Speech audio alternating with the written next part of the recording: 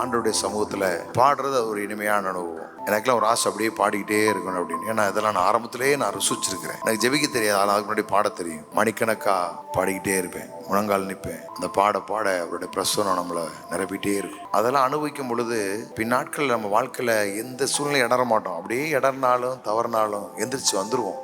நீங்க ஆண்டவர் ருசிக்கணும். ஆமே. கர்த்தர் நல்லவர் என்பதை நீங்க ருசிக்கணும், நீங்க அனுபவிக்கணும். அவர் எனக்குள்ளே உலாவுகிறா, எனக்குள்ளே அசைகிறா, எனக்குள்ளே நடக்கிறாங்கிறத நீங்க அனுபவிக்கணும். ஏதோ கிறிஸ்தவங்க ஏதோ போனோம் வந்தோம் அப்படிங்கிற கடமைக்கு வர்றதல்ல. ஞாயிற்றுக்கிழமை கடமைக்கு அப்படி வரக்கூடாது. ஞாயிற்றுக்கிழமை ஆண்டவரை ஆராதிக்க போறேன், சந்திக்க போறேங்கிற அந்த உற்சாகத்துல, அந்த நிறைவுல நீங்க வரணும். இதெல்லாம் எப்போ வரும் அப்படின்னா அவரை ருசிக்கும் பொழுதுதான் வரும். அவர் ருசிக்கிறதுக்கு என்ன செய்யணும்? வாயை திறந்தா போதும். எப்படி சொல்றாங்க? நான் பாடும் பொழுது என் ஆத்துமாவும், நான் பாடும் பொழுது என் உதடுகளும், நீ மீட்டு கொண்ட ஆத்துமாவும் கெம்பீரிக்கும்.